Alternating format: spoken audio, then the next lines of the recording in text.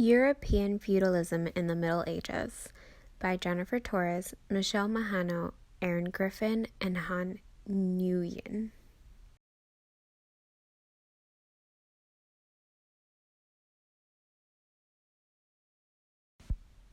According to Snell M., the familiar term feudalism can be defined as a dominant form of political organization in medieval Europe.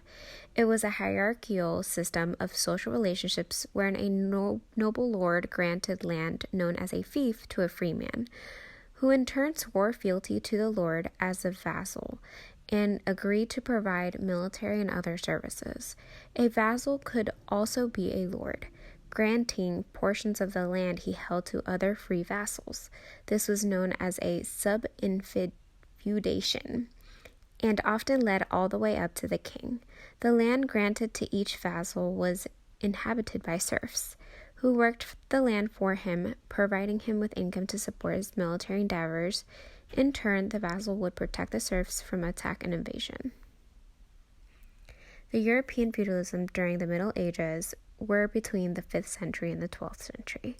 The hierarchical system, the relationship between the lord and vassal, the importance of homage and fealty, and the fall of feudalism are a few characteristics of the European feudalism. Let's review these four.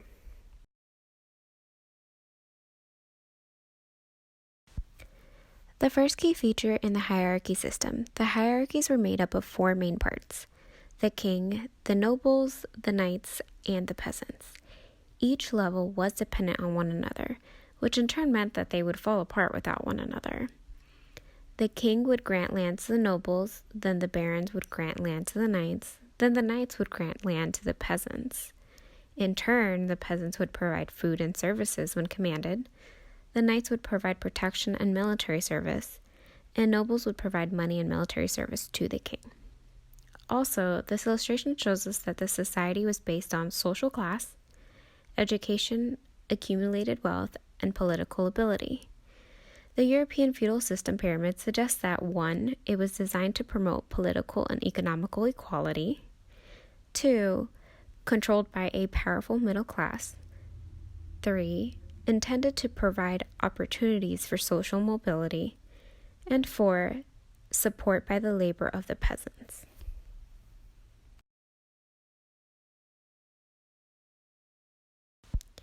Now let's focus on the king. Due to the king being at the top of the feudal system, he benefited the most. At the time, Europe's economy was focused on agriculture, which meant that owning and controlling land was a big deal. The pieces of land were called fiefs. The king would grant fiefs to nobles and knights in return for their loyalty, protection, and military service. The king would own and control all of the land unless it was granted to a noble or knight. The king also had a divine right that was granted by God. Therefore, they were not held accountable for his actions.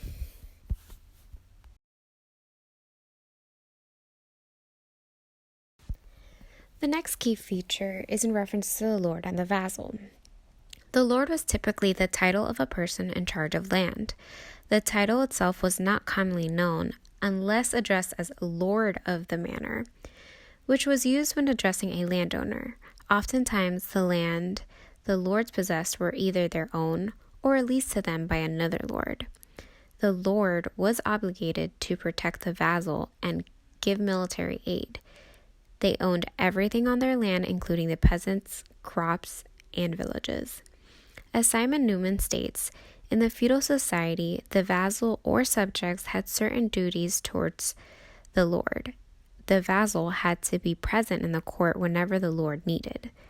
The vassal rendered compulsory military service to the lord for 40 days in a year. A vassal was also someone who held land, typically called a fief, which was granted to them by a lord.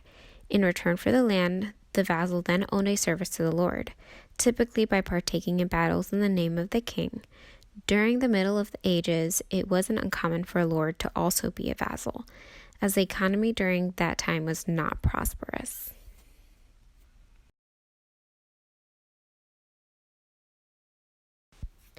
Now let's look into the relationship between the lord and vassal.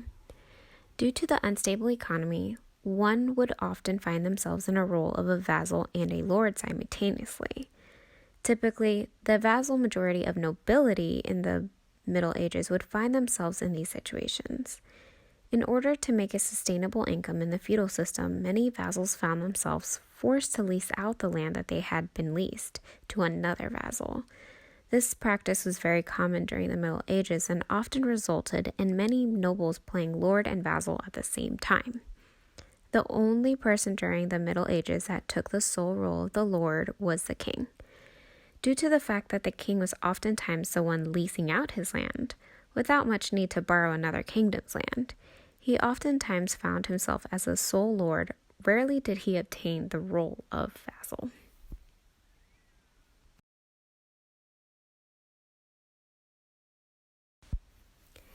Now let's look into the key feature of homage and fealty. Homage is a public oath between the lord and vassal that tied them together for a lifetime, as long as both parties honored the agreement.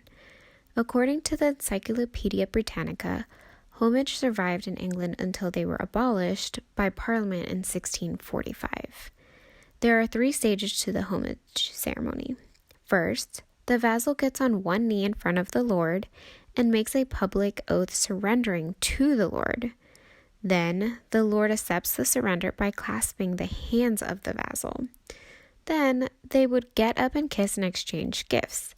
After the ritual, the vassal becomes part of the family. This symbolizes the exchange of faithfulness, respect, and loyalty for protection.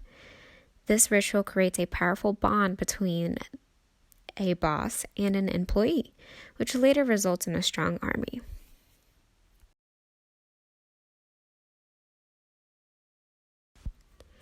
Another key feature is the fall of feudalism.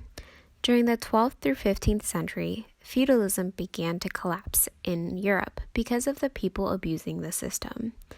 As the system was being abused, the economy became more about money than land.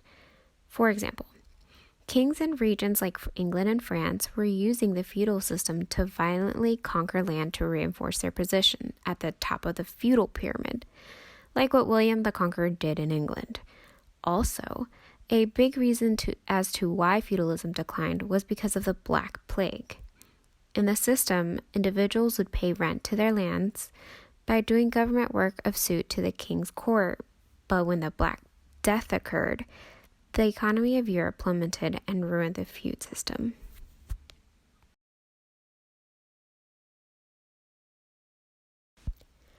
So let's review some of the key features of European feudalism.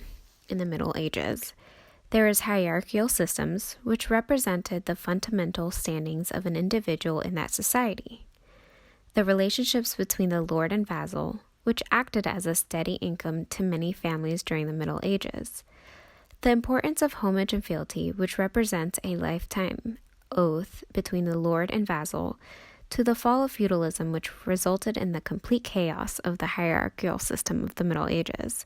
These key features eventually lead into an inefficient system and fall of feudalism due to the abuse of power, change in relationship, and lack of fealty.